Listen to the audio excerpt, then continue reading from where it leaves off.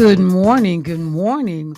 What's happening, family? Welcome to the show. It is Michelle Bryant here at WNOV 860 AM 106.5 FM.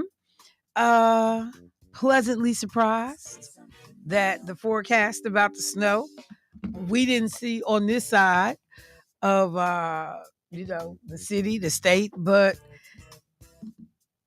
still glad y'all got prepared. It's cold as I don't know what outside today. Please, please, please, as you are preparing to send them kids out the house and go out yourself, we need coats, hats, and gloves today. We need socks, not footies on ankles going out the door. Even if you're getting in the car, I need you to dress appropriately because it's cold outside this morning. Let me say good morning to these folks in the studio. As somebody told me yesterday, I ain't sleep with you last night. Say good morning. harassment from Doug Kelly. I'll say his name. What's up, Debo? How are you today?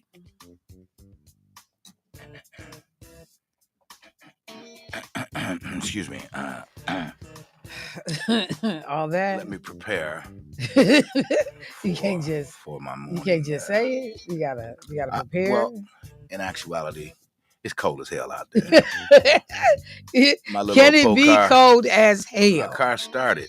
Can it be cold as hell though?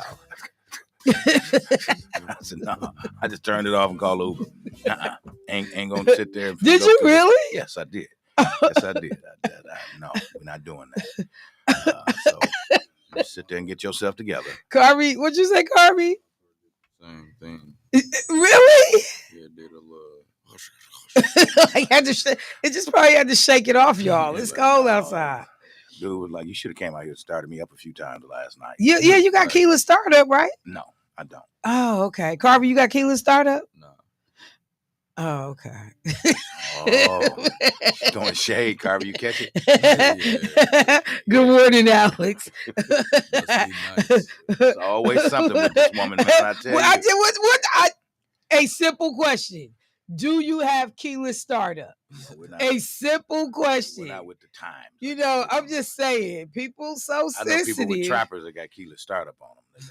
They got the remote start. I mean, yeah, because back in the day, you could purchase one for $99 and have it installed over at Best Buy. It's probably even cheaper now. So, somebody said, good morning. Yes, it is cold. Our furnace went out last night. Ooh. Thankfully, someone is coming to fix it this morning. You know, there was a lot of power went out. Even when we caught that surge yesterday, y'all thought y'all were out there. I heard something like 8,000 people were without power. Oh, really? Overnight, yeah. I'm glad we didn't say nothing crazy. Because, we thought we was off the air. I was in the office listening. Now we off there. Y'all ain't off there. Keep going. Because you already know some slick stuff can get said. Even when y'all know y'all on there, y'all say some things. Not me. Yeah. Not me. Ever. Dang, look at that snow. So Carvey, how you doing this morning, bro? Hey, Michelle, I'm doing good. So your car was acting like maybe not this morning? Yeah, it definitely hit the maybe not dance. So I'm gonna just say that, might want to come out intermittently and just turn it over, let it run. Yeah. Debo, you know better. I do, but better. I was asleep. Say what? When I get a chance to get some rest, I get it. And that's what I did. When I went in yesterday, I stayed in and I did not go back out for anything. Well, I went back out to take trash out to the bin and it was a lot. Just didn't have the ankles properly covered. Had on some little crop pants at the house. And I was like, nah, I'm just gonna run outside. that was the longest little walk of my life. Longest. So yes. Because you don't move fast, so I'm sure that took you a little while. Wait, what? What? I mean, I've never seen you get in a hurry except when you're chasing me, when you want to try to lay hands on me. That's when I know you can move. Now that's what shade looks like. No, I know you can I move. asked, did you have keyless startup? No shade. That's shade. Because most cars have keyless startup. So I asked that question. But when you say, because typically you move fast, Oh yeah, it was a whole bunch packed into that little sentence. And you know what, Debo? That's what you got out of that? I'm not gonna do it with you today. Good. I have decided to control. I'm still waiting for Nikki and her mama to call. To control my situations. See, we let people take us down these rabbit holes. She listening too. I know she listening. And change, the mood that we are in. You're not going to do that. What mood are you in today? I'm in a great mood today. I'm in a great. It didn't snow. Me too. I was so concerned after all the mess that was said. Jermaine Rideout, thank you for helping to scare me to death. In regards to the weather yesterday, because it was supposed to get down yesterday. I never heard that. And again, that's what I kept saying yesterday because Carolyn was like, oh, it's supposed to be. I'm like, come on, Carolyn. I watch the news every morning. I didn't get that. Well, they said some flurries, high winds, which is what we got. I guess it depends on where you got your your news from. Yeah, I watch the reliable news.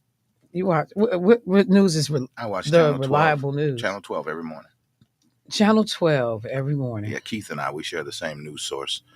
We like Sally in the morning. She's easy on the eyes, and she's good at what you watch. Who every morning? Sally. Who is Sally? We're gonna leave that alone because she's married. Who is? I don't want her husband, Who is Sally?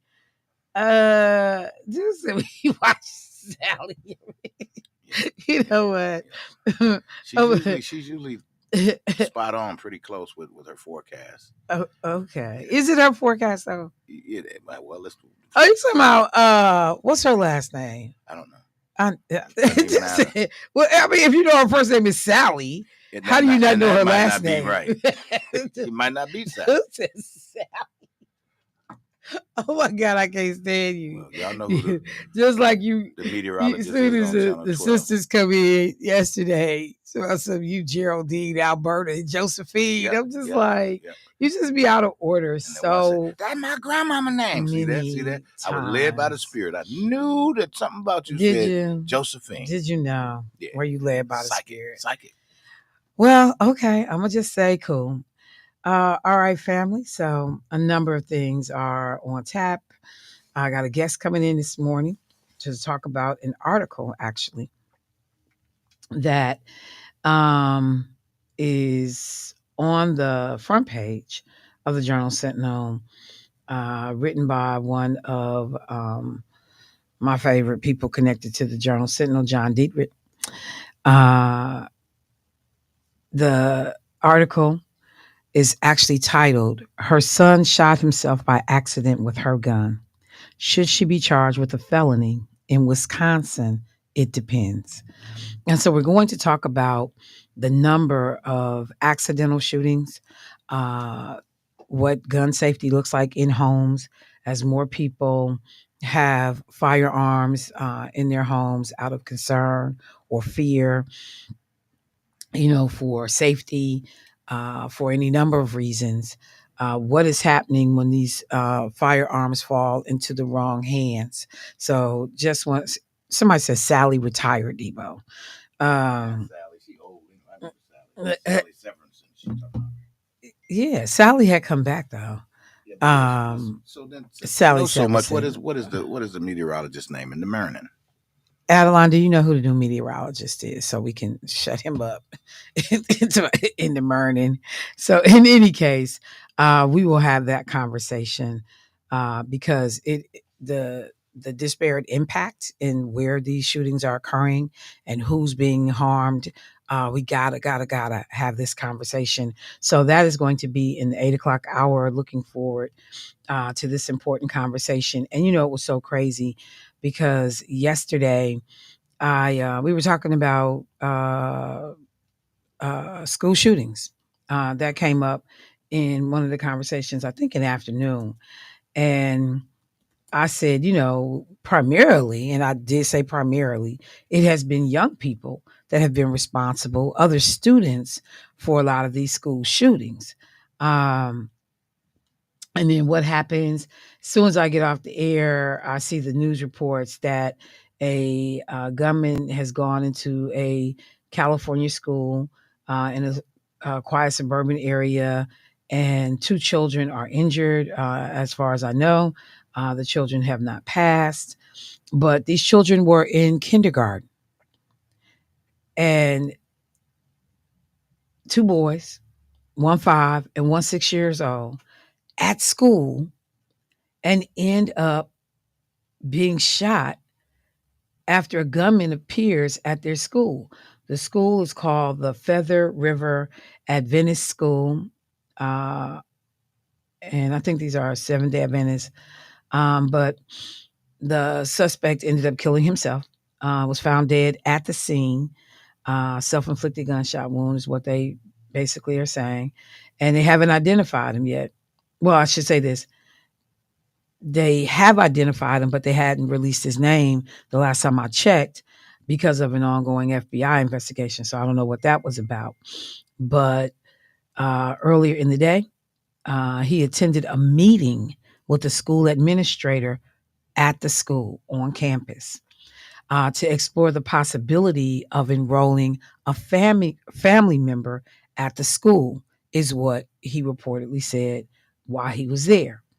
They said no concerns were raised at the time, and they were trying to figure out again if that meeting was just a ruse to be able to get into the building and to look around, or try to figure things out about the attack that he ultimately would pursue. And so they are investigating. They said the police got there quickly. They got the call at 1:08 p.m. that they had an active shooter. The school, which is a K-8 campus, and only has about 35 students enrolled, so not a big school. And the state patrol arrived at the school within 2 minutes. The handgun was already found near the body of the shooter, and they rendered first aid to these babies. Again, you are in kindergarten, 5 and 6 years old, and so I said I just was having this conversation on air today, and this was yesterday. Just having this conversation, and I remember even when talking to my son, and he was talking about like all of the qualities of living outside of the city, in a more suburban kind of community. His community is black community, black suburban community, but nevertheless, Lindsay Slater. There you go. That's my girl, Lindsay. Adeline said, "Don't come for her. She knows what she be talking about." Mm-hmm. But we've had this conversation before about Lindsay. I just thought about that. Oh my God. Anyway, so but one of the things I said to my son, I said, when you look at where a lot of these mass shootings occur, they don't happen in urban centers. They don't happen in densely populated schools frequently, because these schools that are isolated, remotely located, are easier targets than trying to maneuver on, some of these urban campuses where it's always people moving around. You'd have to contend with, a lot of folks, and it just is, it's a different scenario, a different situation. And so I was saying that, so like on one hand, you get the smaller classroom sizes, you get, in some cases, better facilities, you get da da da da da. But this stuff ends up being a trade-off sometimes, because literally when you look at the schools that have been some of the highest profile schools that were targeted in school shootings, they were not in major urban settings. They were not in major larger metropolitan cities. They were on the outskirts. They were in rural communities. They were in suburban areas. And it's just one of those things that unnerves you. You just realize that you are not insulated from crime, from adversity, from crazy. No matter where you go, you're not insulated. You can do things to minimize the risk, but one of the things I was saying as my son was touring this school, I'm literally asking about the safety aspect of the school because it's remotely located. So I'm looking at how far away is it from law enforcement. So if something does happen at the school, how much time would it take for law enforcement to get on the scene? Like, you wouldn't think that those are questions that you have to be asking now as a part um of all those things. I'm sorry, somebody just sent me something. Okay, hang on. But yeah, you wouldn't think that you'd have to ask that as a part of, are you a blue ribbon school? What's your proficiency scores? What are your extracurricular activities? Do you have a strong music program? How many of your kids go on into whatever the best performing high schools are? And, so those kinds of questions are the things you ask it. But because of the work that I've done in the legislature and what I do here at the radio station, I'm asking other questions now when I send my child into a grandchild into a school situation. So, where's the police station at in proximity to the school? And disciplinary type situations, what do they look like? And what is your school security? How do parents access? How do people get in and out of the building? How often are the kids going through safety drills, active shooter drills? Like, you would not think these are questions because so many parents, they're not asking that question. You just happy that you was able to get your child in. You're happy that you were able, oh, this is a good school. And yeah, we straight out here. There are other things today that you have to do as parents and grandparents and caregivers that my mama didn't have to do. I didn't really have to do it. I didn't have to ask nobody at King about, likelihood of a school shooting, what happens, and how will my son be safe? What protocols do the teachers have? Do these classroom doors lock individually to be able to keep a shooter out? Like, I don't have to ask those things. Parents today, they do. They do. And it's the other, like, creepy and unfortunate part about the time that we live in. My son chose his community. He wanted his family in Atlas to be around and see examples of Black folks that was doing the damn thing. Black professionals. So Atlas has only had, since coming out of NICU, Black doctors. His pediatrician is a Q, a member of Omega Psi Phi fraternity. And the other doctors in the office are all Qs. Where my son takes my grandson to the doctor. His dentist is a Black woman who is also Greek. The folks, because he has a lot of allergies. So the people that he go to for that, all these people is Black. My son intentionally wanted to make sure that Atlas got to see Black people in these roles. So this boy don't know nothing but Black professionals. Principal of his school, most of his teachers. I mean, that's what he knows. I'll be right there, caller. And one of the things though I had to tell my son, and I was thinking about myself, I said, you also, in this racially charged climate that we are in, open yourself up to people understanding that's a Black neighborhood. Just like when that grocery store was selected, because that's where Black folks were shopping, and the shooter intentionally came into that area because he wanted to specifically do harm to Black people. When that man went up in that church and killed the pastor and the congregants that were there for prayer, a Bible study, or whatever they were doing in the church that evening, he chose it specifically because he knew Black people would be there. When the Hispanic Latinos got shot up and killed at Walmart, the gunman went there because he knew that's where Hispanic Latino people frequented that store. So, no, you can't be afraid, but there are things we just have to think about differently. And so I talked to, my son about, like, is there a neighborhood thread in your community? Because there are certain ways to get into the community.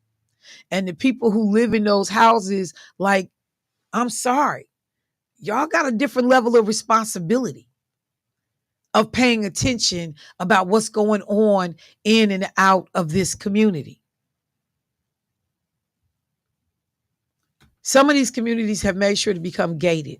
So at least I can see on one hand, if you're driving a vehicle through. On foot, you hop a fence, it's a whole different story. I got to figure it out. I'm just saying, it's crazy what we have to think about today.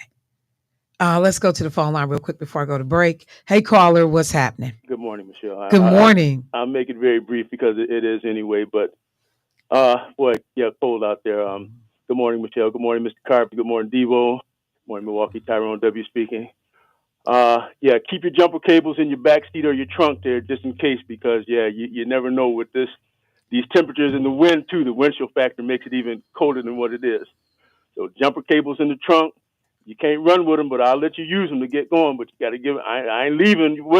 You gonna use them and give them right back in my presence. Put them in your hand. You gonna put them back in my hand. But up and down the dial as I usually am.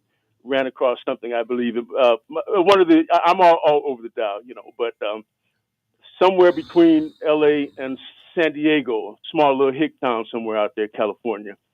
The gunman's dead, but the two little babies, I think 5 and maybe 8, whatever, 5, maybe 9, 10, whatever. They're up. The two little babies are in critical condition, though. You'll run across it.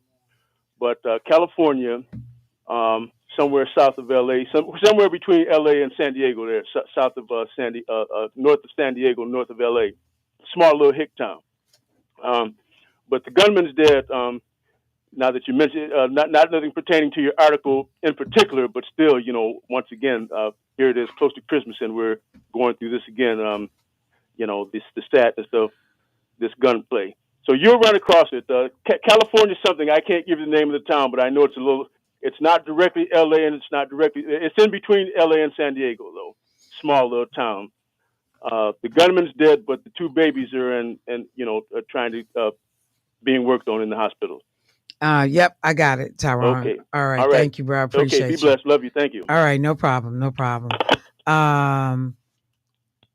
Okay, so for the folks that are reaching out to us, asking about the website, because they usually listen on NOV, we are checking that now. It should be up, you guys, for the folks that reached out to us. Somebody said, okay, because it was just playing I Got Love on My Mind. So I just want to make sure that people understand. And yes, Tyrone's call is about the school in Point that I'm talking about, where these 5 and 6-year-old boys were shot at school. Hang on one second. Okay, what is going on over here today? Okay, so yes, so same story, Tyrone. Okay, somebody said, well, yep, I hear you on the radio. Perfect, thank you so much.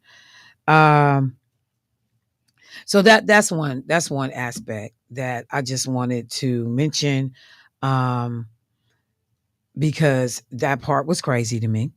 And then if I could for a second, there is a case that we had been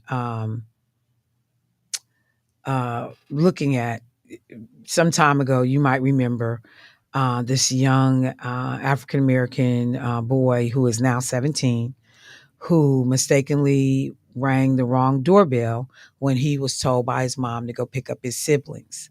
And the homeowner, an 86-year-old white male, this is in Kansas City, Missouri, Casey Mo, white male shot this young boy. You know, after he rung this man's doorbell, he was shot in the head and in the arm by this homeowner. He survived the injuries, but he does have the possibility of long-term brain issues. There is a civil lawsuit that is in place in relationship to him. So the thing that got people, going about this was that the shooter, this 86-year-old man, was detained on the night of the shooting, but was released after only 2 hours. And it was because the public snapped and went off that ultimately he was arrested and charged, but it was the next week after having shot this young boy. And remember, he shot him through a locked door. Through a locked door. There was no reason whatsoever for him to say, I'm in fear of my life, blah, blah, blah, blah, blah. He didn't talk to the team before he shot him. He just shot him. So the gentleman, scared to death due to the boy's size. The boy's 5'8", weighs 140 pounds. He told, a little skinny, slimmy, right. I'm bigger than that. Way bigger. But anyway, shade. So the trial, which was supposed to start back in October, is now scheduled to begin in February.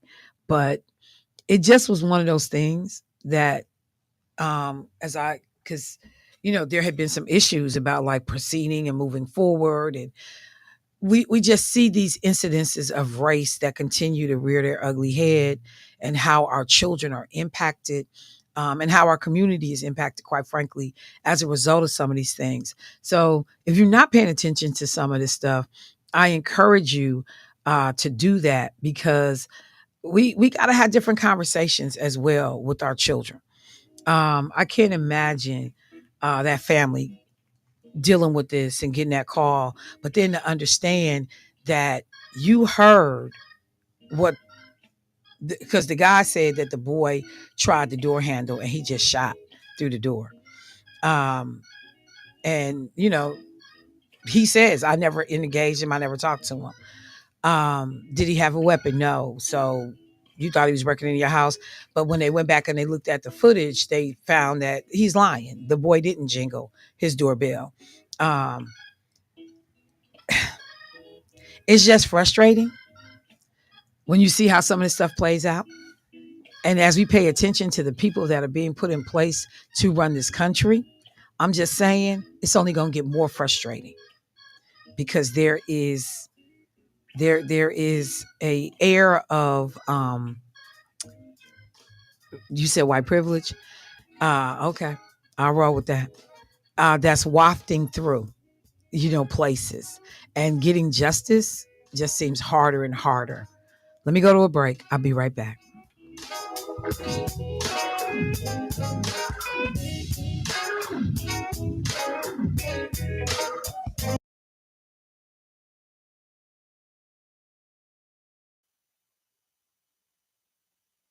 Hello, my name is Johnny L. Jones, one of the founders of the holidays, and holiday trips, and holiday toys, and holiday bonding. And it all comes together in a Chevrolet. Find your red tag. Get 1.9% financing on all 2024 Silverado 1500 pickups. Plus, get $3,750 total value on this Silverado when you trade in an eligible vehicle. Chevrolet. Together. Hello, my name is Johnny L. Jones, one of the founders of Experience MKE, who proudly presents to all the all-black experience, which is happening 11/29/24. We are also familiar with the all-white experience in Milwaukee, Wisconsin. So, Johnny, how do you show appreciation to your loved ones during the holidays? I show my appreciation and gratitude toward the loved ones throughout the holiday, well as the year. Pick up the phone, check on people, because you really never know what anyone is going through, and just you reaching out saying hello, how you doing, need anything. You just don't understand sometimes how much that impact other people sometimes. Hello, I'm Hope Manuel of Milwaukee Hope Initiative. So Hope, I got a question for you. Sure, what holiday memory are you most thankful for? Probably the big Christmases we used to have when I was younger. All the family was there, all the cousins, you know, my both grandparents were still around, and, you know, just riding bikes through the living room that we got that morning for Christmas and just tearing up the house. Thanks. Well, appreciate you. Thank you. I'm Stephen Hopkins, Program Manager for Critical Response Team. I'm at WNOV right now. So, Stephen, what's something simple that you're thankful for today? Being alive and free. One more question. Yes, sir. Is there something you're looking forward to this holiday season? Seeing my loved ones and, you know, spending some time with them. Perfect. Amen. What's up? It's Jamiroquai Killer with the Black Policy Initiative. I'm here at WNOV. Yo, Jamiroquai. So, what's one thing you've learned this year that you're thankful for? And one thing I learned that I'm thankful for is to not be prideful and to not think about myself all the time. You know, I want to spend next year pouring into everybody else except for me, because when I give to others, it always comes back.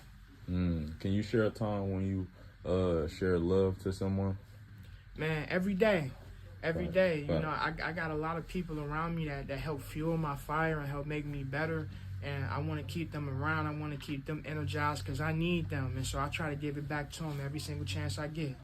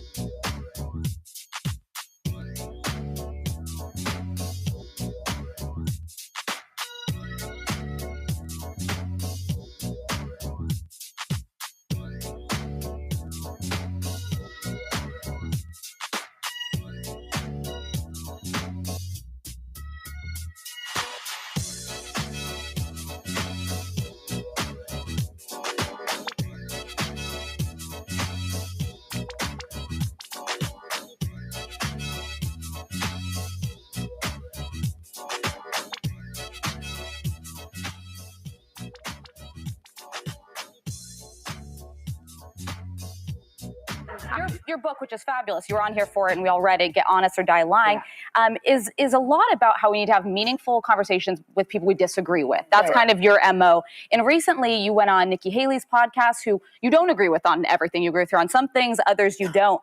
And you've said that people like Nikki Haley and Gavin Newsom, who very likely may run for president in the future, are doing something that all candidates should be doing. What do you mean by that? Well, you know, 2028 is going to be another presidential election, and I think everybody needs to start campaigning now. And the way they start campaigning now is by making real connections with people, right? I think, you know, Gavin Newsom has been doing a phenomenal job in the media because he goes on Fox News. He did the debate with Ron DeSantis. He has his own podcast, Politicking, with Marshawn Lynch, you know, and everything he does, he's able to make a story. Like, I think last week he was in California in the counties that flipped red for Trump, and he was just down there speaking to them, and that became news. And I think when you have your own podcast and when you're not afraid to go in so-called enemy territory, you make a real connection with people. And it's the same thing with somebody like Nikki Haley. She got a radio show right now. So now she's able to engage this audience every single week. You know who's really good at that? Pete Buttigieg. Pete is Pete is a Pete is a politician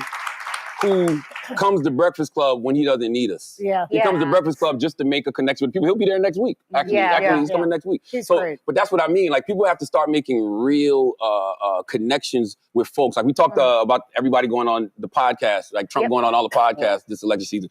What's the next level of that? People having their own podcast. Everybody else is controlling their own narrative, so why wouldn't politicians? Athletes got their own podcast. Entertainers, comedians. Why shouldn't politicians? Absolutely. So everybody who wants to run in 2028, whether you're a Democrat or a Republican, you better start a podcast or get some type of radio show to make a real connection with people. To them. Because now it's, you remember, Obama reached out to people through the internet. Now the new evolution is the podcast. That's right. Yeah.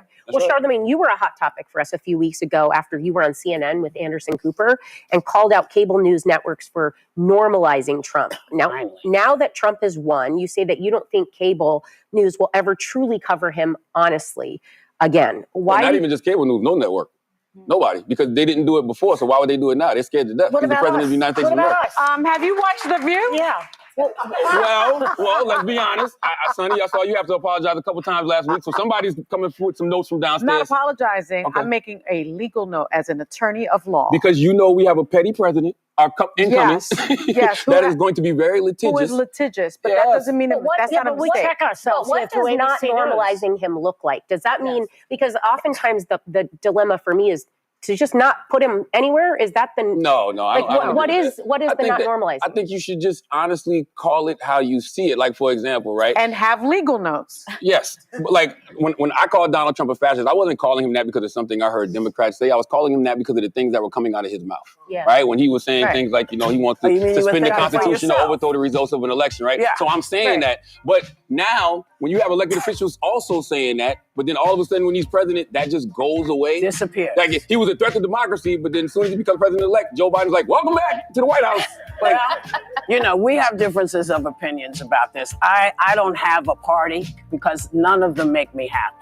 See, that's an honest You know, Yeah, but that's how I've always been. But people say, no, this is what you are. This is what nobody knows. And so if we can get back to like just having the dialogue and no one knowing what your thoughts are, but just how you interact with other people, maybe it gets better. And I know you want me to tell people that his new book, Get Honest or Die Lying, is out right That's now. the end of it. Yeah. Okay. All right. So I wanted to play the calm part of an interview that happened yesterday. Charlamagne the God was on The View. And, for the most part, it was a civil conversation. It got heated for a minute, and I wanted you to hear the civil. Charlamagne talks about any number of issues, the upcoming 2028 presidential election, what candidates should be doing. People talked about the ability to talk civilly about the issues. And so there was that. But obviously, the piece of the interview that gets the most attention is a portion of the interview in which the Hunter Biden pardon comes up. And Charlamagne and Whoopi Goldberg have this, what a lot of people felt like was an uncomfortable moment in which Charlamagne the God called Joe Biden a liar in relationship to whether or not he had ever planned to pardon his son. And Hunter Biden convictions over this felony gun, which was that he lied on the application to try to get the gun. And also on tax evasion, not reporting. Let's see. Is this it? Oh, okay. If you can figure that piece out of it, that's cool. But yeah. Anything. I'm an independent. Yes, but that's not a monolith. We're not, Democrats are not a monolith. Why can't you say when Democrats are wrong? So that's the Republicans say when Republicans it's are wrong. before that. Democrats So you don't think Joe Biden is wrong? No, I don't. And can I just point this out to you? The president has a pardon power, right? I didn't say you were ridiculous, Ms. Goldberg. I would never. I said that. I just think that. Think about it. Just think about it. Okay, so end it right there. Because so people got hot with Charlamagne because they were talking about the Hunter Biden situation. Charlamagne called Joe Biden a liar. Whoopi said, well, hold on. How do you know he was lying? And Charlamagne said, because he said one thing and then he did another. Whoopi Goldberg says he couldn't change his mind. Charlamagne is like, well, but that's not what you did. So he was wrong, and I believe he was lying. So they go back and forth for a minute.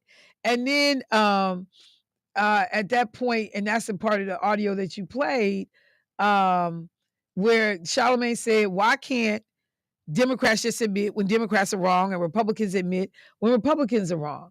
And so there is a point when Whoopi Goldberg, Charlamagne asked, had this question for Whoopi Goldberg.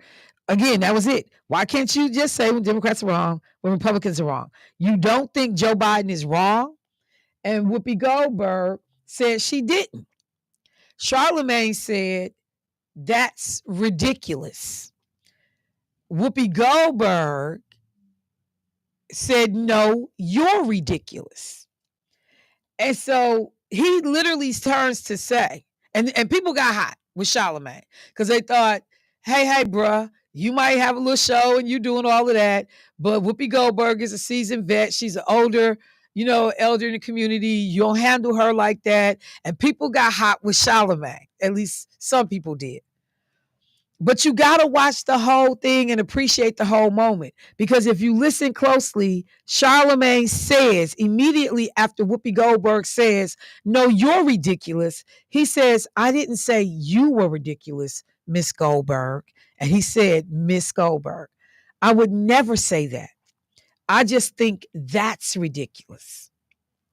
And then Goldberg says, come over here and give me a kiss. So I just want to make sure when our folks, because a couple people have hit me up about this. Did you see this? It was out of order. Then somebody hit me this morning and reminded me about it. Did you see it? I was like, hey, y'all.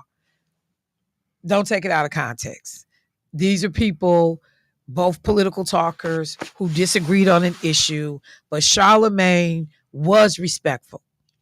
He said, I did not call you ridiculous, Miss Goldberg. I would never say that. But it's fair for him to say, if he believes that her position is ridiculous, he can say, that's ridiculous. Your position is ridiculous. So I just wanted to say that. And we have to be careful not to turn it into more than it was, because we got enough drama. We got enough infighting. We got enough division in the community, people picking sides and taking, issue with other folks' positions. We got enough of that. So I'm glad that my man down in Racine hit me about it this morning, because I had forgot to bring it up, or that I had forgotten, not planned to even bring it up this morning. But some people hit me up yesterday, and on social media, they was at Charlamagne. They was at him. And folks, I'm like, look, y'all, make sure we pay attention closely to the whole thing. That's not how that happened.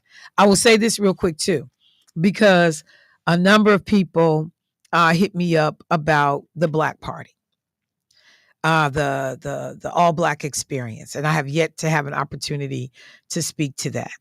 I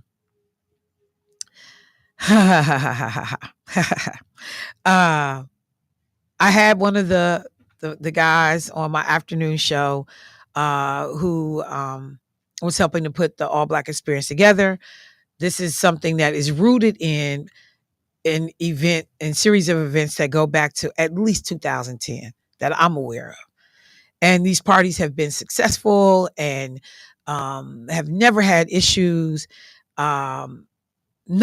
I mean, you got intergenerational, everybody's there, thousands of people, and they go off without a hitch. People have an amazing time. They come home, go to bed. Nothing to see here except people get up the next day, girl, I party, or I had a good time. Everybody I know always would come back feeling good about themselves. Man, it was so many people they talk about, wasn't no clowning, just partying, so it was always a feel-good moment, along with, the fact that you had a great time, but then you witnessed and you saw beauty in the room and in your people, dressed, to the nines, as they say. Absolutely. And so there ends up being a situation at the party, and two women end up getting into it. And they end up actually physically fighting. Now, I don't know in proximity, because I haven't watched the video, because there's video of it, because of course, we gonna video first, break up the fight later, or you know, and I'm trying to find this post that Andre Lee Ellis did. And I can't find it right now. But yeah, we gonna do that first. We gonna clown and capture the ignorance and be ready to talk about it before we actually step in to try to help. So Andre Lee Ellis, like a lot of people, had heard about this fight. And a number of people posted about it. And, did you hear what happened at the black party? Did you hear, what went on? And blah, blah, blah. Just a whole bunch. Just a whole bunch. And I'm trying to find this while I'm scrolling. But here it is. So Andre said something that just resonated with me, because people who've never gone to the party, people who could care less about the party, but the minute you hear somebody was fighting, there's video. One woman evidently didn't have no underwear on under her dress and got into a fight, and her whole behind got exposed in the course of this fight. And so Andre said this. He said, remember I told y'all, he posted this on December 2nd. He said, remember I told y'all what Skipper Dipper told me last week. America has an affinity for being dysfunctional. He said, if two people are fighting and somebody pulls out a gun, we'll pull out our cameras instead of saving a life. We capture the trauma and holler, ooh, at the entertainment. He said, I've been in charge of and produced many big events in our city over the years. Theater, Garfield Festival, the Miss Juneteenth pageant, gardens teacher, director, and very active in the community. The All Black Experience celebration needs to happen annually. To have that many people gathered together so beautifully and only have one negative incident is a success, especially since no one was hurt. It was very beautiful to watch. I was not there, but I knew it would be classy. Myron Smith, Johnny L. Jones, Tim Ricketts, and all others have a very good track record of making Milwaukee look its best. As one who loves each of them personally, we don't talk often, but I know their heart, and if I call any one of them to come help, they will be there. I thank them all for staying here and working. They have skills to be successful anywhere. You got to have crowd control for one of the ones who cannot control themselves. Do me a favor, everyone, and please share every beautiful photo you have from the All Black Experience.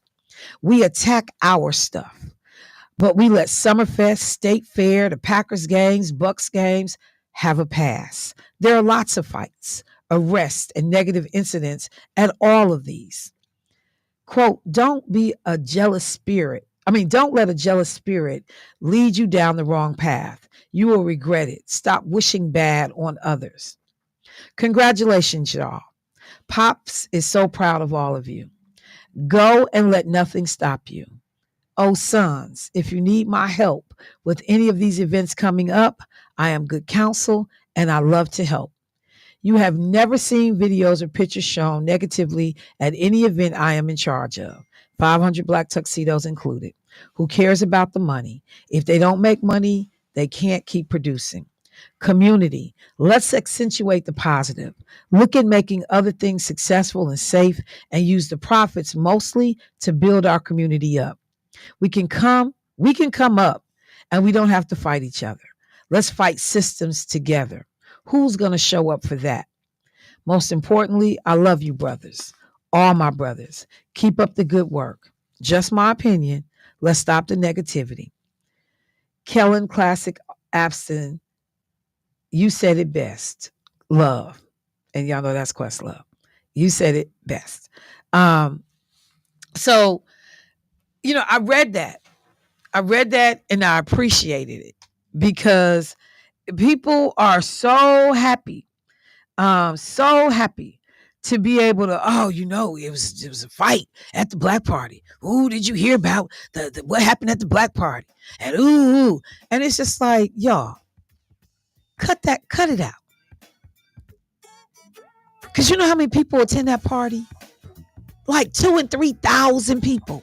This is not, and I don't know what the numbers was on this one, but these are not little parties with like 100, 200 people. These are hundreds to thousands of people.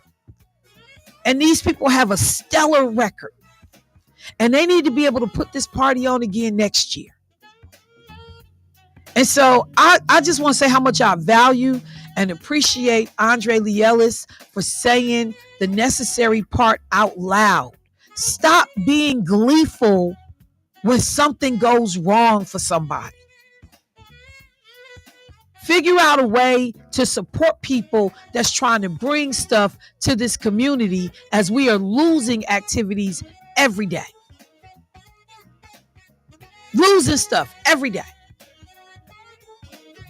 Let's not be so damn happy when somebody fails or when somebody has a misstep or when something goes wrong out of my control. Andre Lee Ellis, you prove yourself every day valuable to this community. I appreciated those words. Let me take a break. I'll be right back.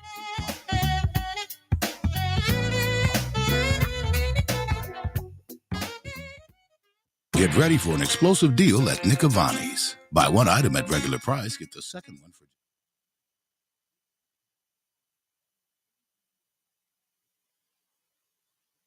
What's up? It's Jamiroquai Killer with the Black Policy Initiative. I'm here at WNOV.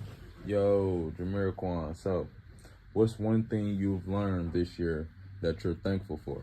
And one thing I learned that I'm thankful for is to not be prideful and to not think about myself all the time.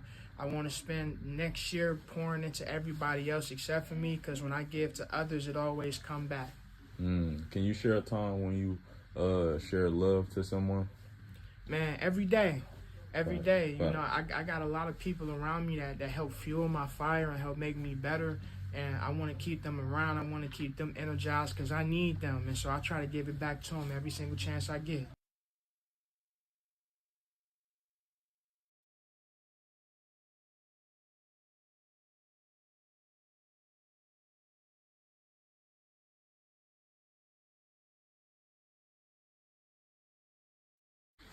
WNOV, this your boy Jermaine Rideout, producer extraordinaire.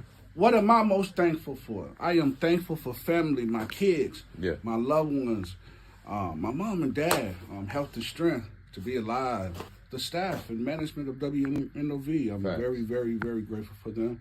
And yeah, man, that's what I'm grateful for. One more thing, man. Yes, sir. Are you excited for this holiday season, man? I'm most definitely excited. What's one thing you looking forward to during this holiday Eating season? everything, man. I'm looking forward to eating everything that's out on the table.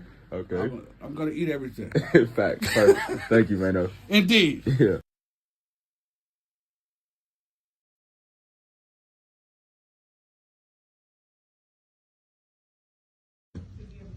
Hey, I'm Deslyn. I'm here at WNOV, and I'm from United Garden Homes, Inc.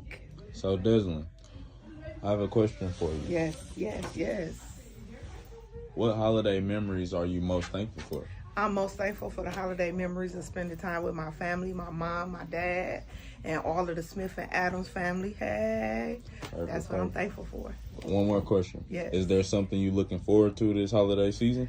I'm looking for some peace and quiet and family time. Give me some of that.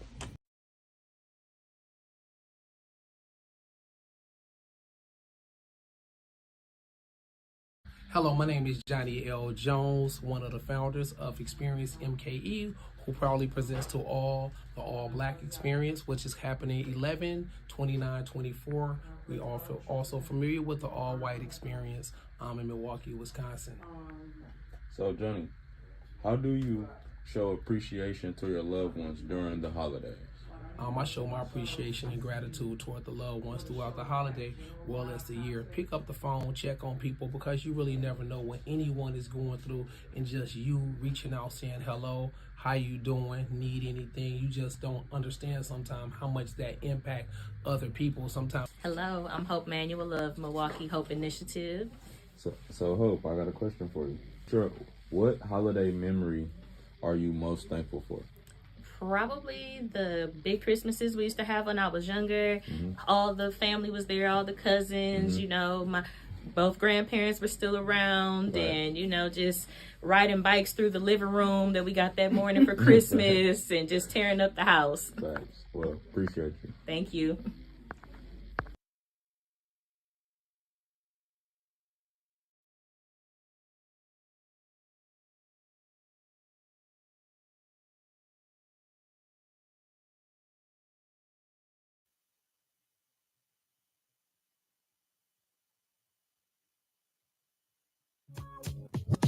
All right, folks, welcome back. So I just wanted to make sure, because I hadn't had a moment to address the Black Party situation, the all Black experience. But I'm just going to say to the promoters of that event, the folks that work hard behind the scenes, because it's more than just these three guys that's making this happen. There's a team of people that are involved in pulling this whole thing off, that, you know, you continue to do the work and continue to try to show Milwaukee in its best light. Like I said, community, we lose so much stuff. We got to stop taking joy, or, you know, some gleeful little bit of, oh, you know, and if you're going to offer up what happened, please follow it up by saying, which is crazy though, because in all the years they've been doing this, I've never heard anything bad at all. So hopefully this was an isolated situation and we can move on, you know, figure out a way not to tear down if we don't have to, because it's hard to rent venue spaces. I remember we rented the theater. What was it? Is it the Pabst Theater? When we did the Black Party. And I remember meeting with the management after that party. And these was the most racist people, the manager that I had ever talked to in terms of doing business. He all but called Black folks monkeys.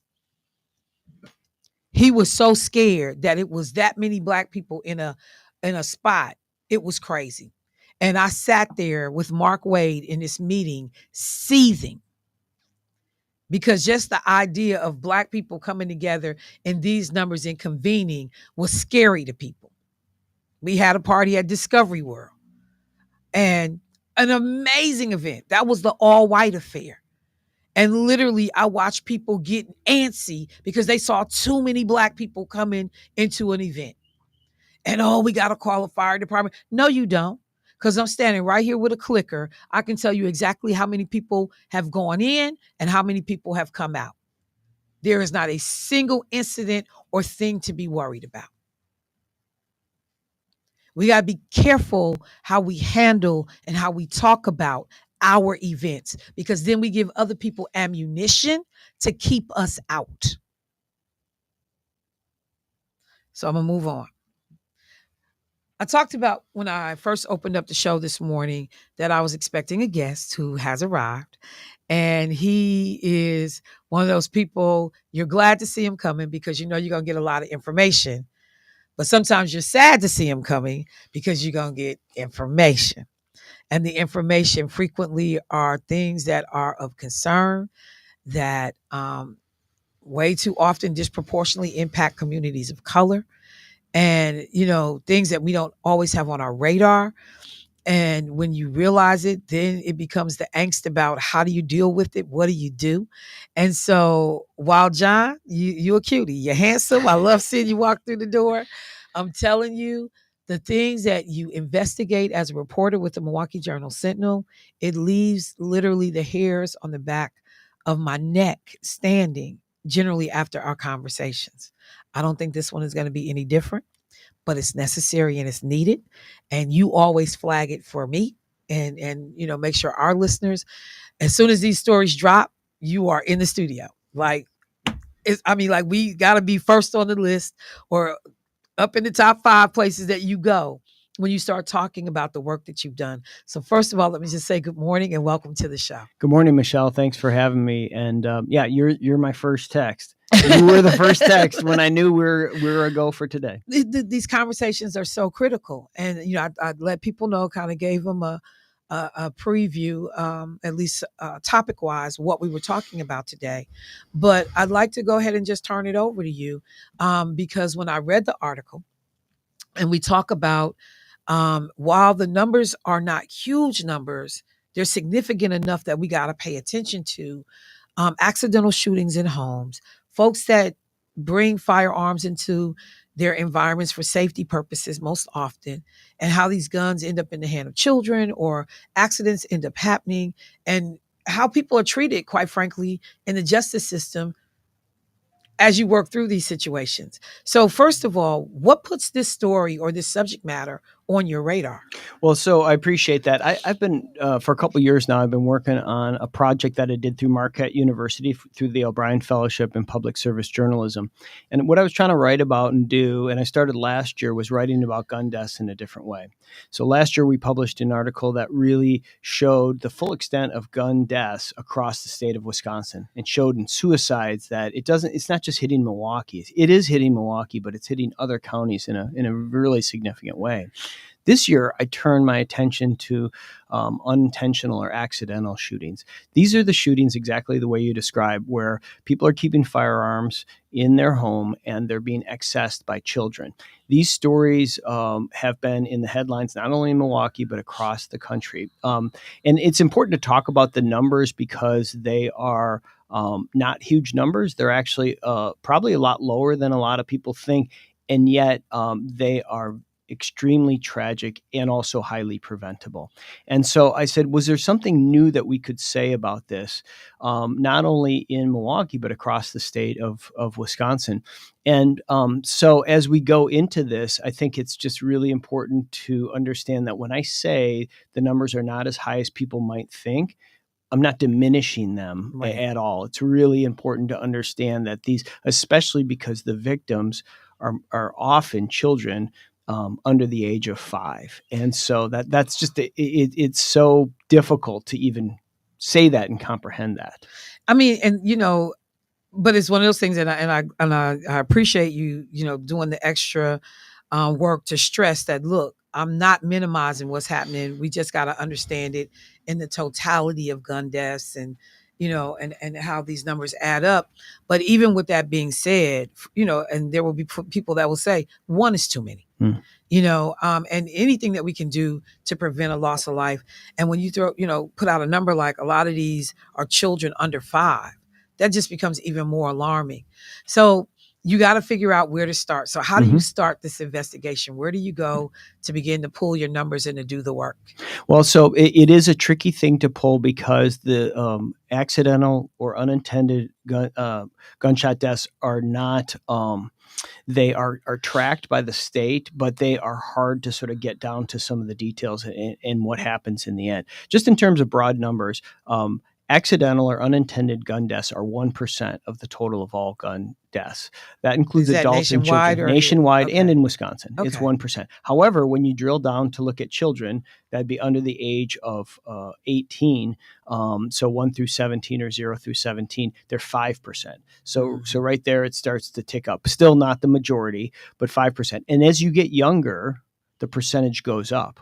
Right. So because you don't have little children dying by suicide naturally, they can't, it just doesn't happen under 6, and homicide, not so much. But that's where you're seeing like a third of the gun deaths for those little kids under age 5 are accidental or unintended shootings. So what I wanted to do, we started building out lists and say, we wanted to know not only in Milwaukee, but across the state of Wisconsin, how often do these happen? What are the examples? And then ultimately we're going to follow it into the system. What happens in that? These happen more often in Milwaukee than they do in the rest of the state. So we looked at 8 years of data, nearly 200 incidents across the state of Wisconsin, about half of those in Milwaukee County. So Milwaukee County is overrepresenting, even though we have high population, overrepresenting for the numbers. So just sort of keep that in mind, that this is happening more often in Milwaukee. And what we see over time is nationwide, these shootings have been trending down. However, so if we go back to right now, nationwide, there's about 500 accidental gun deaths of all ages every year nationwide. That used to be 2,000. Oh, like 40 years ago. It's a big drop. And there's reasons for that, hunting changes, things like that. But it's a big drop. But what is changing in that time and what's disturbing is the share of children, particularly Black children under the age of 4, have been going up during that time. So the overall number is getting smaller, but those populations are going up. So that's very, concerning as we think about, okay, we can be encouraged by the numbers dropping, but we see this particular population, getting harder hit by it. So we're seeing those trends. And as we start to put together those numbers, and again, we're not looking just at deaths, because with a firearm, any injury could be a death. So that was our area of study, to say, let's look at as many of these gun deaths as we can find across the state. And of course, they look different in other counties, right? They look similar in some ways, a gun being kept for self-defense, but there's also hunting accidents that happen. Right. And so we can talk a little bit about that.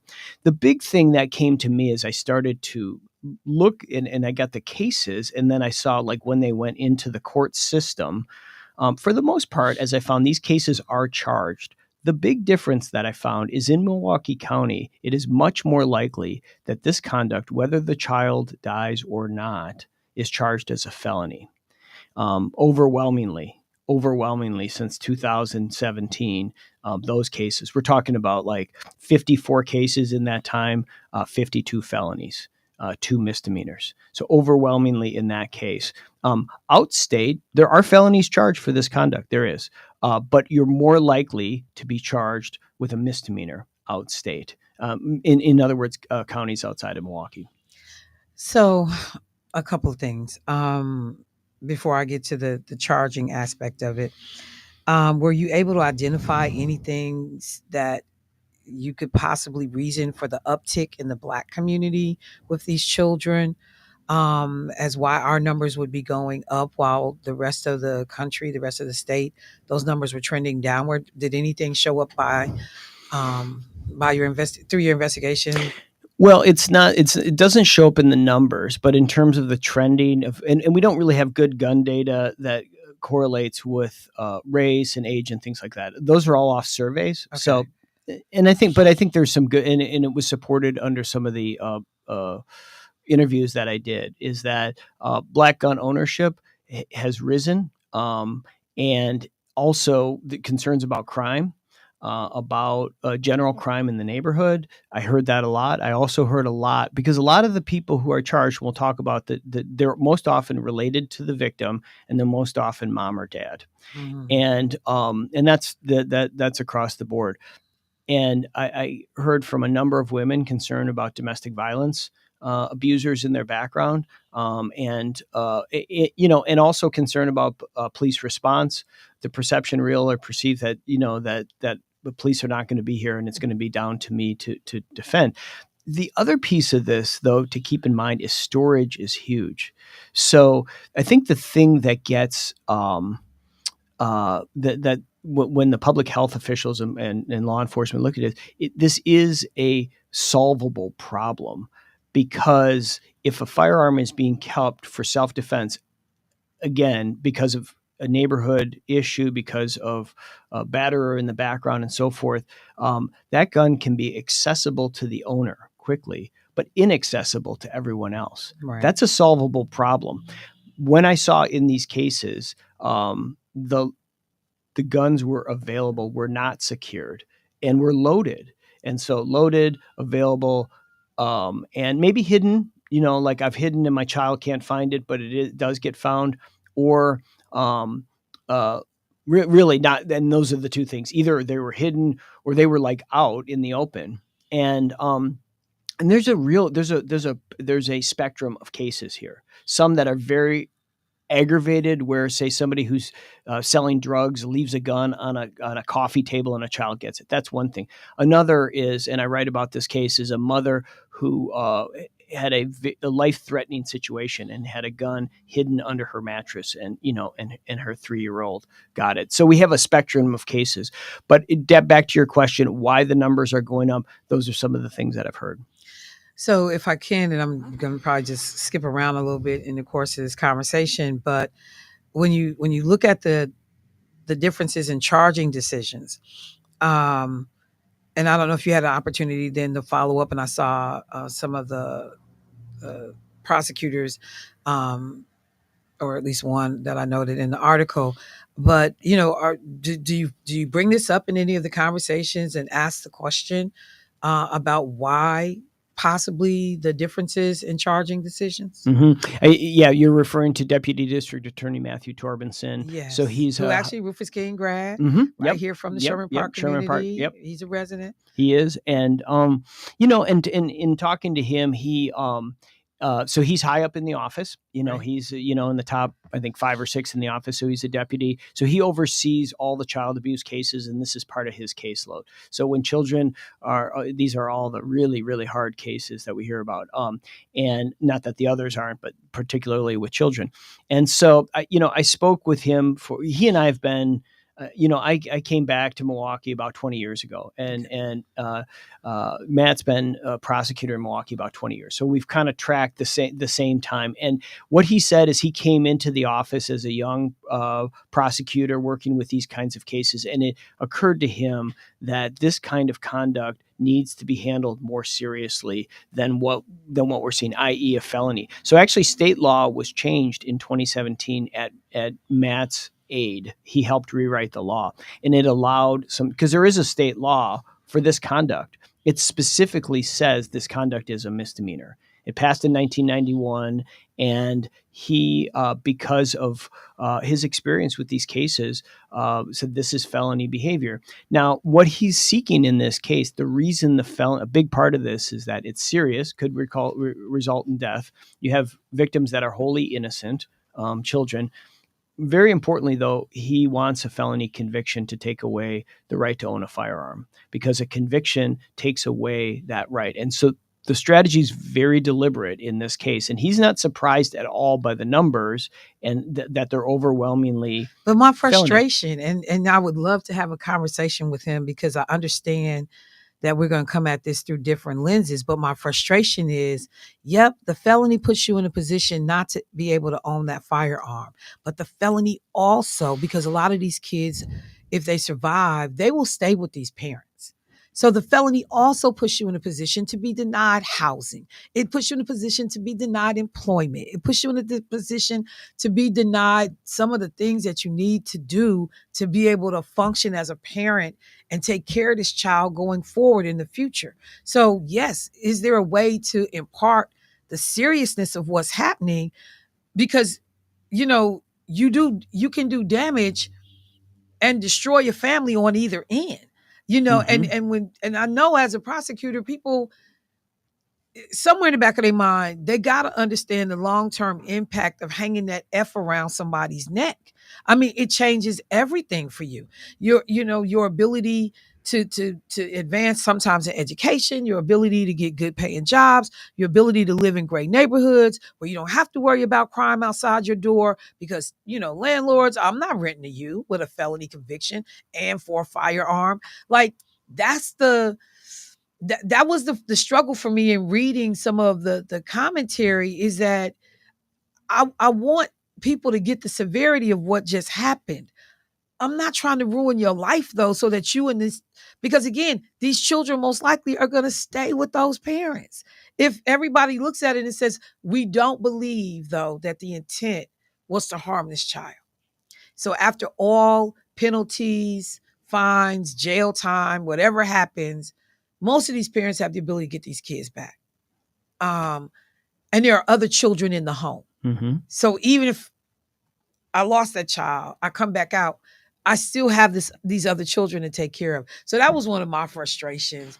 And, just to be able to have that conversation. And now I'm trying to go back and replay in my mind this legislation coming through the state capitol. So now I got to go back and look at like, well, where was, because Lena was on the Committee on Judiciary and Corrections, so now, and I'm staffing that committee most of the time. So now I got to go back and replay in my mind, like, wait, what happened? And I got to figure out where the vote fell for us and the concerns that we raised on this.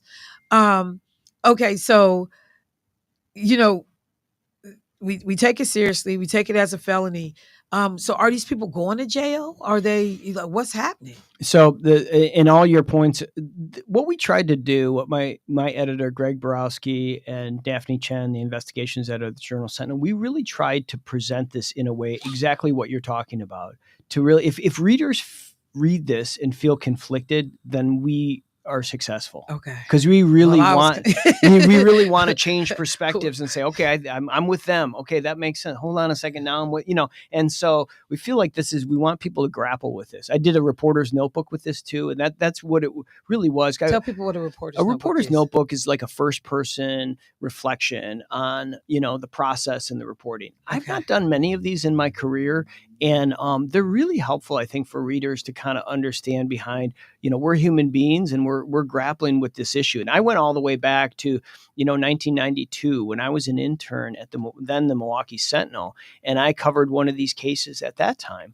And I was a 22-year-old, kid and just getting started in this business. And it really left me conflicted because clearly this was not intentional. I mean, it's unintentional. So it lacks intention, right. And so it is by one definition, an accident. Some people call them negligent, but it is not intentional. That's all agreed upon. Otherwise it would be charged differently. And so I think and what we really wanted to do is raise for people the understanding that what this approach, what it looks like, in the end, because it's not even the conviction only, because like you talk about, the conviction is heavy in terms just the charging.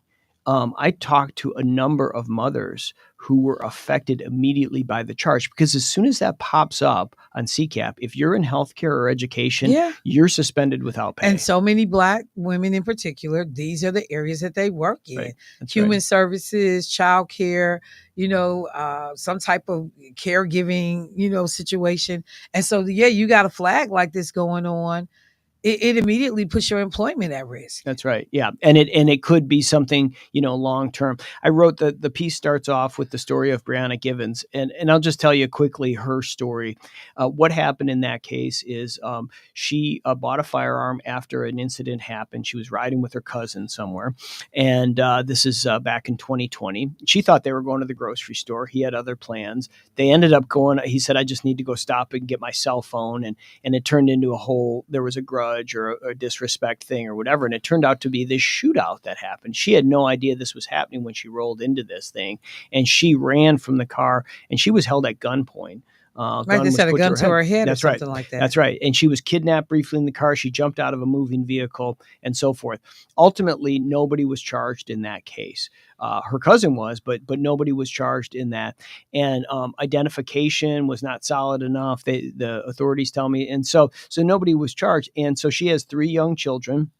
And so she buys a gun. And at that point, she had earlier had a safe, but she really was terrified that these people were going to come and get her, especially because she had cooperated with police and tried to get them charged. So she was sleeping with a gun. What happened was she's a nurse. This is 2020, October 2020. And she is, has terrible back pain, sciatica, because she's working in all the facilities. You remember at that time, it was just really scary and Right. a lot of hours. And anyway, she comes home, she had stopped, she got a muscle relaxant because she went to the urgent care, prescribed. And so she had a whole regiment where she would wait for her kids to go to bed before she sort of prepared for the night, keeping the gun, close by to her. And she fell asleep early that night. And, her son, Destin, who's 2, ended up finding the gun and shooting himself in the hand. And what happened afterwards was really a cascading. As we say in the story, the boy would recover, but the family nearly fell apart. And tell people what you mean by that, because what happened? Well, so what happened is she was arrested immediately, and she went into custody. Really, even before her son left the place. So she didn't know she was in a holding cell in Milwaukee. She didn't know anything about that. She didn't know what the care was at that point. The state took over, directing the care. So she's sitting in the county jail for several days. She comes out. Doesn't know, what's going to happen next. And ultimately, the charge came down that it was going to be felony child neglect charge. And ultimately, she was trying to argue for misdemeanor. She lost her job immediately as an agency nurse. She ended up having to deal with Child Protective Services, right. Of course. And then, then she lost her apartment. Her kids went to live with their mom for a while. She was homeless, living in her car. Ultimately, the case did plead out as a misdemeanor, but it still has neglect as an underlying count. So what that meant is she still can't get a job in healthcare. She was 2 years into getting her RN at MATC, but she had to withdraw because they said you're not going to be able to advance here. And so she's back to waiting tables, which was a job that she had when she was a teenager, try to make ends meet. And for her on the safety side, and I just want to linger on that a minute too, because of all these consequences too, there is, and one of our editors at the paper, Jill Williams, put it this way: when the firearm is removed because of a felony conviction or otherwise, the reason that the firearm was purchased in the same for that reason may still exist. Now, in Brianna's case, it's changed because the guy who threatened her, he died in a car crash, actually a year or two later. Okay. So she's feeling a little safer in that way, but she still, she lives in this, she's in a high, dangerous area, high crime area. She's worried. Right. And so what Jill put it this way, she said, so what you're telling me is that the reason that she bought the gun, or any of these mothers bought the gun in the first place, hasn't changed because of the worst day of their life. In other words, she's suffering punishment for sure. And all these parents are. And then on that side, DA Torbenson says, somebody has to represent these children. I get that the parents are in this and it's their heart and all that is pulled. But he said, I need to represent those children, the other family members, society. We cannot stand by and not take this very seriously. I just think that there has to be, though, some give and take. I think that you get to consider all those factors, not just one side of it, but what's in the best interest, not just of that child, but of the community. And if you're also thinking about that child, is this, and I think on a case-by-case basis, if this child is likely to be returned to this mother, if we can look down the road, we got all the experts at the table, then that decision has to be different, or it has to take into consideration long-term impact, not just the immediate responsibility. And, because you can't say I'm worried about the child today and that the child could have died or and not say, and be willing to say, and looking down the road, this child is also likely to stay with this parent. So this charging decision could actually have more unintended consequences that are just as detrimental, in some cases, to having been wounded. So I keep trying to figure out, is there a way to think about this going forward that we don't necessarily destroy people because of the worst day of their life? And when you can legitimately come to the table and realize, when you look at these cases, things could have been done differently, but the basis by which this person was operating from, long-term impact and consequences. At some point, somebody has to talk about that. I went back and I looked at some of the data to the point of the prosecutor. They said every 6 days, a child is unintentionally shot in this country. Every 6 days. One of the questions that I thought about was the weapons. So are most of these legal purchases? Were they, people had gotten a gun from a friend?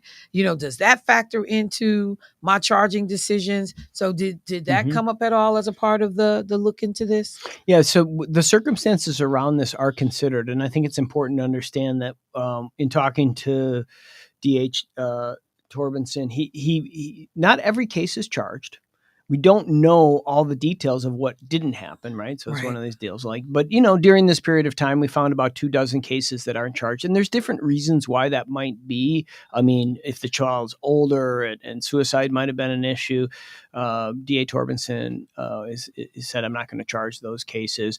And then, and then, if there was, what kind of effort was put in to store the gun. But what I did find is that, so these, again, I talked about the spectrum of cases. The majority of cases are people who do not have a criminal background. In other words, when they do, like a felony, that's always a charge, a felon in possession. And there are those cases. Somebody who had just been released, they're on supervision, they're selling dope, and they're, they got a bag of guns. Like literally, that's a case. It's literally at a bag of guns. and it's like, what?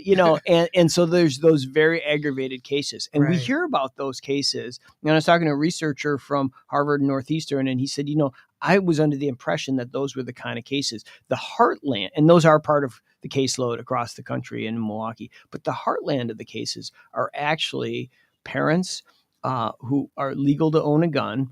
We don't know all the history of the gun, but in the criminal complaints, we can see that they're legal to own a gun.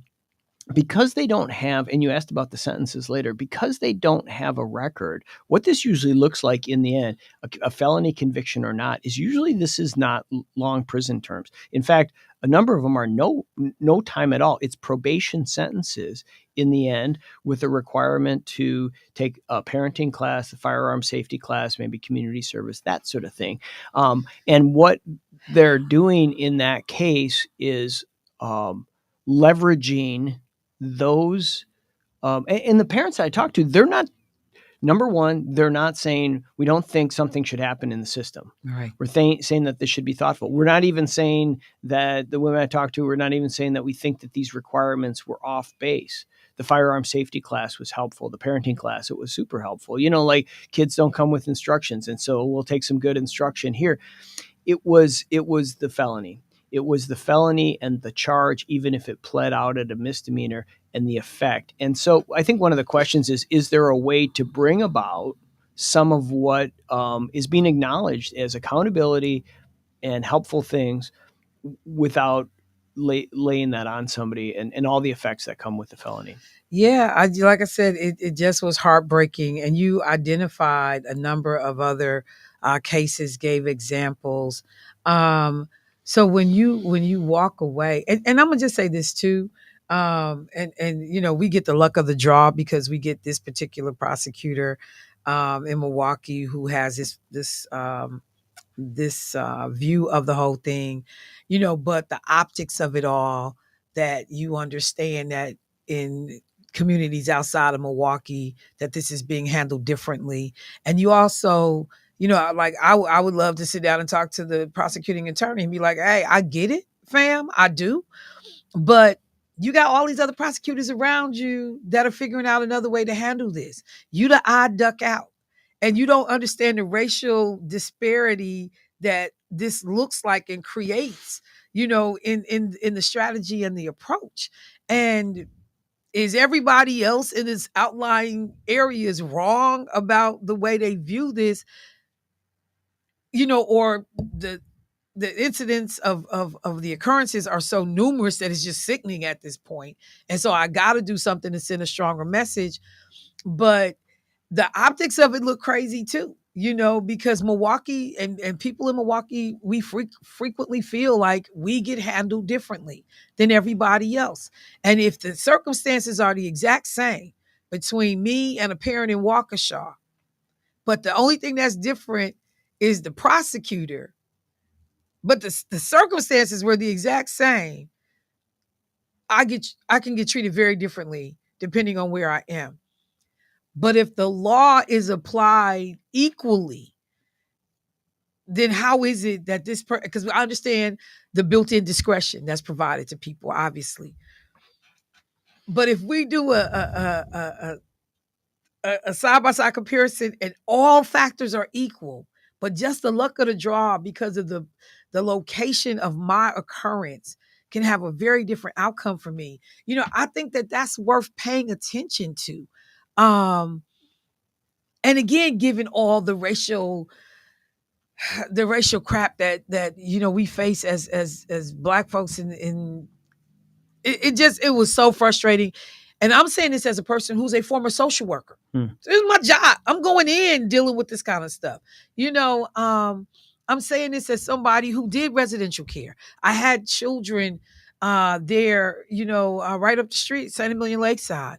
I had seen all kinds of abuse and all kinds of neglect and, situations where kids who were victims had ultimately become perpetrators. So I get the need to send real clear and strong messages. But goal accomplished, because I was in knots as I kind of tried to play all this out, both as a professional in child welfare, as a parent, as a community member, as a person concerned about public safety. I'm wearing all these hats as a policy wonk and a person who pays attention to policy. I'm trying to play all these things out. So the takeaway then is what, John, after you, and I just want to tell you too, because when we did the whole piece on electrical fires, there are days when I look at reporters kind of like police officers. I don't know how y'all do it, because once you read it, you can't unsee that. And you are digging through the details of some of the grittiest, grimiest stories to get to data, to get to a conclusion or to present or support a hypothesis about something or whatever. And, I just like,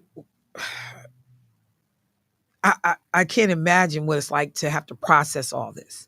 And even when you finally lay the pen down and the story, at least this segment of it in this series and this work you're doing is done, and you push it away, but mentally it's still with you. So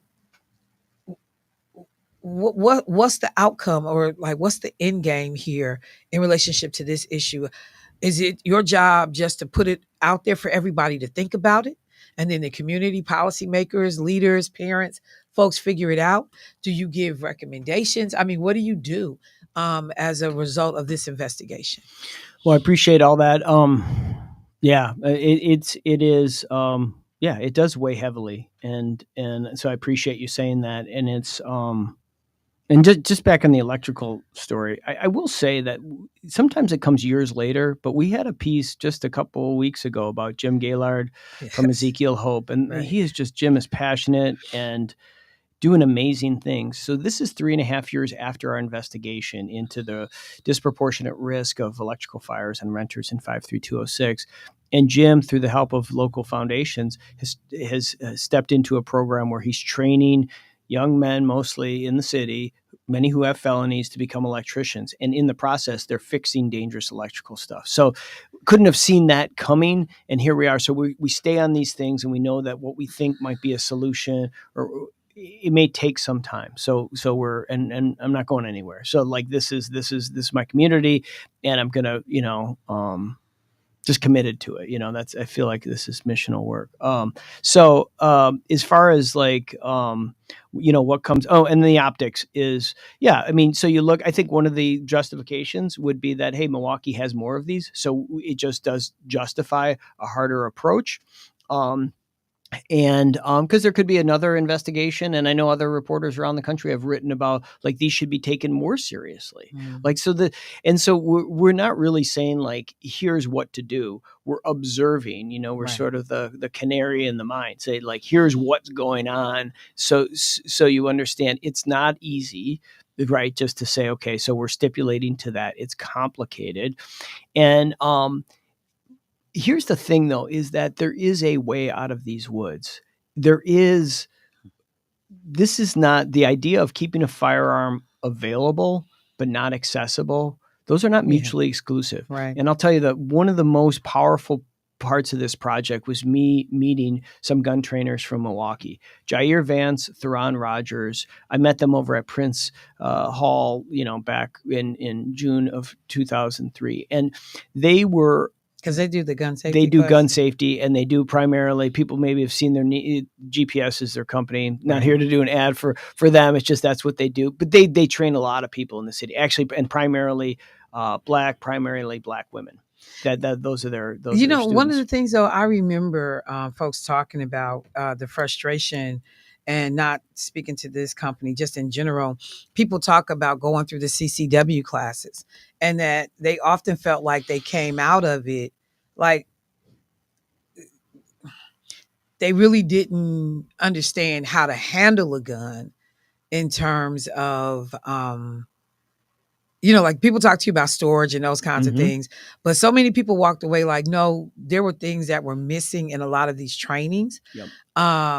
You did what you needed to do for me to legally be able to get this, but in terms of what I need to be necessarily a responsible gun owner, people didn't necessarily feel like they fully got that. And I need to go back and look at some of my notes, because we had these conversations when we were talking about CCW classes, because we were still seeing people having problems who had gone through these classes. Absolutely. And, it's a short class. It's not like you're there, or multiple days, or, I mean, what is it? A couple hours, you're in and out. And so we were trying to figure out if there was something in the CCW classes that we were either missing or that we could do more of to help people understand better how to have these firearms in their homes and to minimize damage. And I got to go back and look at my notes, because there were things that people explicitly said, this just enabled me to pass the paperwork aspect. It didn't really do much for me behavior wise in terms of that gun being in my house. So I'll go back and I'll share that with you whenever I find it. I will share that. But okay, so the information is out here. So I mean, where do we go from here? Yeah, so I appreciate that about the CCW class. That's a frustration among a lot of gun owners that I talk to. That it's just a really basic to get your CCW permit is not a lot. And every gun owner, even in states that have more training, the commitment. It's really a life-changing thing to have a firearm, because it's not a one-off. It's not even going and training once a year. It's really all the time because of the seriousness. I mean, we talk about my friends, we have guns, and, folks are like going to the range to properly know how to use this thing, how to, keep it clean, how to load it, how to, handle it. I mean, it's just so much more involved. And I've told people I had to talk to someone who bought a gun about a year ago because of the work that they do, and they were receiving threats. But this is a person who's not shot a gun before. And this is a person who doesn't handle guns. And, one of the things I said to her is, I need you to go to classes. I need you to be comfortable with this thing. I need you to understand, that the kick is a lot greater than you think the first time you fire a gun. You bought a big one. And so, you may need to go look at something that's more compatible with you and your size and stature and all that. And it's not TV. This is not the movies, people holding the gun sideways and all this foolishness. This is not TV. Handling that firearm is very, very different.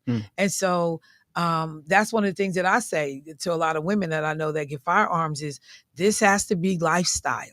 You have to incorporate this.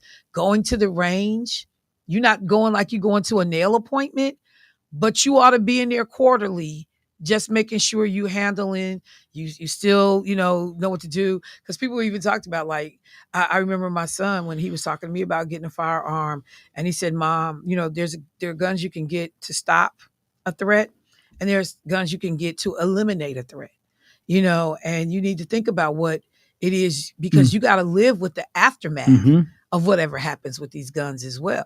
That's right. Yeah. So all of those things come up, but so this was a part of an ongoing series of work that you're doing. So what's next? Right. So and all of what you're saying is so spot on to say, like, you do more of this. One of the things that caught my attention that Jair and Theron do is, to all their students, they offer the option to come into their home for free and do a free home assessment. What's your home defense plan? What's your home storage plan? Right. So take it out of the classroom and bring it in. And I think that I hadn't seen that before. They're doing that free of charge for their students in the city. One of the things that so the reporting is going to continue. There's more examples coming. There's more cases that are out there. this isn't Brianna's story isn't the only one. And so there's going to be some more of that. And I'll certainly let you know when that comes. The other thing that I'm really interested in is whether these events, so a lot of times in the city, when we talk about safety, one of the things that's pushed a lot is the cable locks. So cable locks come free with all guns because of an act of Congress. And a lot of times community groups, the fire department, others will have these cable locks. Right. You know, there's some groups that will not give out cable locks because you get what you pay for. They're free, right? They're cheap. You can break them actually with the heel. One, the head of one of the groups here in town, she said she can break it with a high heel. They're really, and somebody said, well, are they worse than nothing? Well, they actually could be worse than nothing because they might give the illusion that you actually have a solution. I'm talking to people who are saying they're seeing more of these, around lawnmowers in the city than they are actually around guns. Like they're not really being used for what they're really, there for. And one researcher told me they're symbolic. And I'm like, symbolic?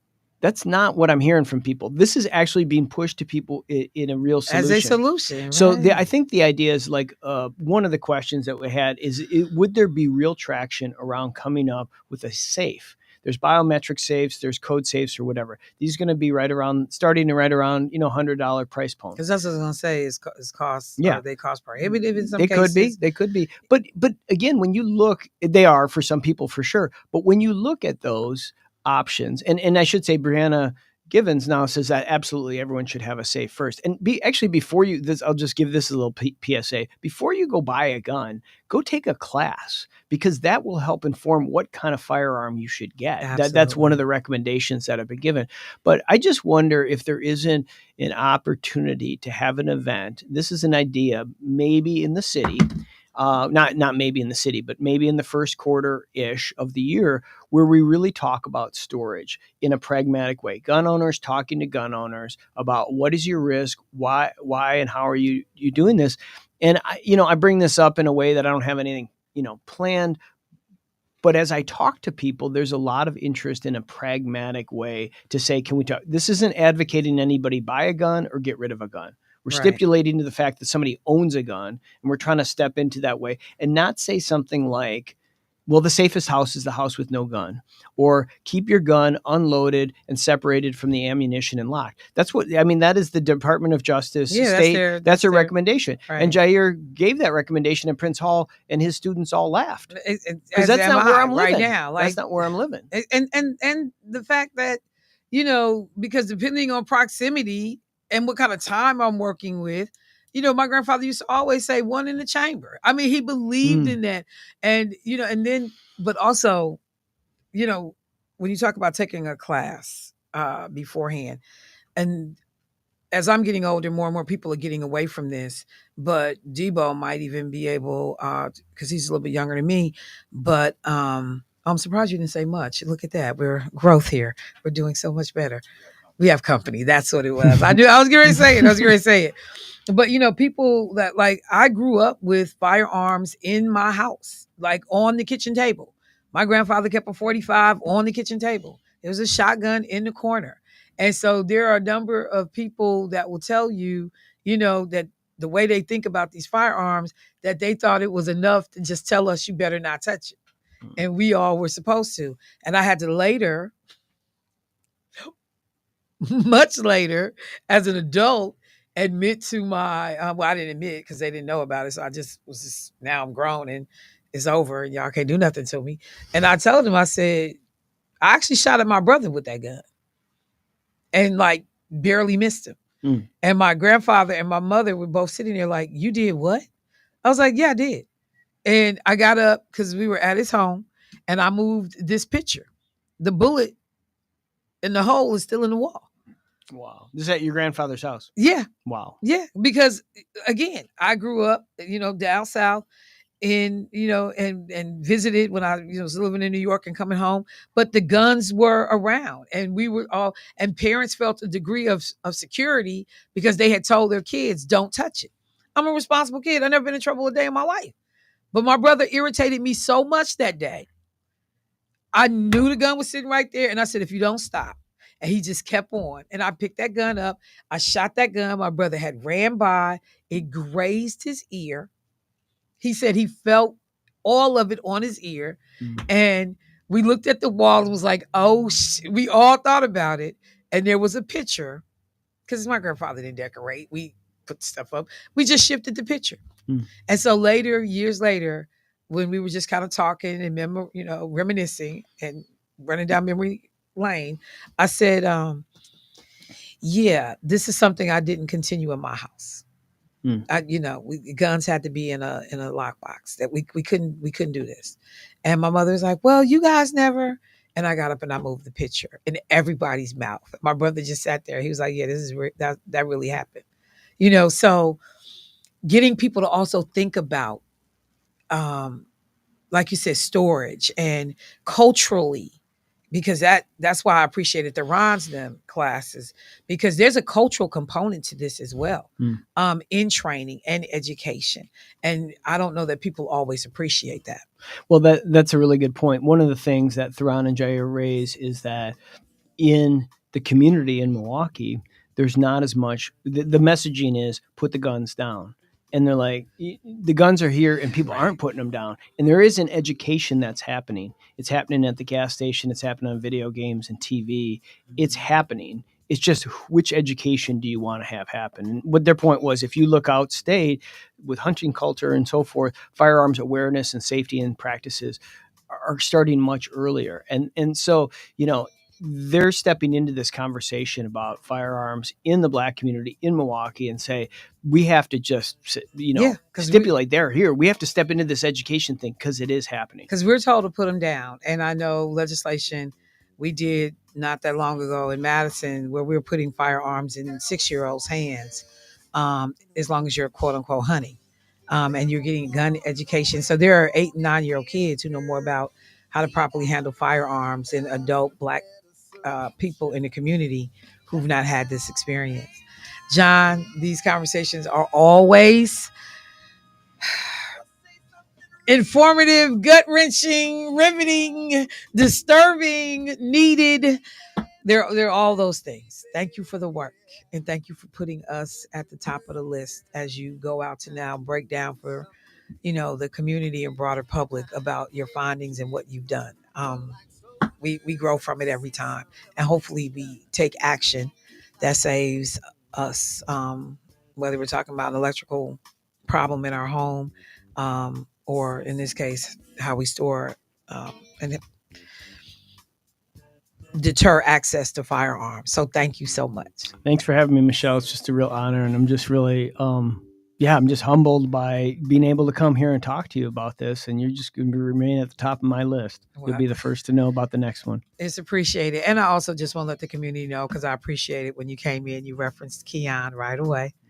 Yeah, he loved giving you hearts. Oh, he was miss him so much. So I thank you so much too for acknowledging the station's loss in that way as well. Yeah. Thank you. All right, family. Let me just interject. You said she's at the top of your list. She's at the top of mine too. You are so She's right up there. Thank God I have a lockbox in the safe right now. Oh my God. All right, family. That is the show for today. I will talk to you all this afternoon. Midweek flow. Carvey, appreciate you. Debo. As soon as the company leaves. John, thank you. All right, family. I'll talk to you later.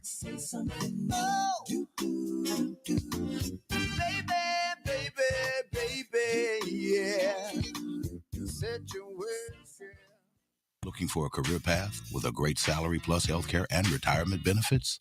The Milwaukee County Transit System is hiring. Join us Wednesday, December 11th from 2 until 6 p.m. at our administration office on 17th Street for a career fair.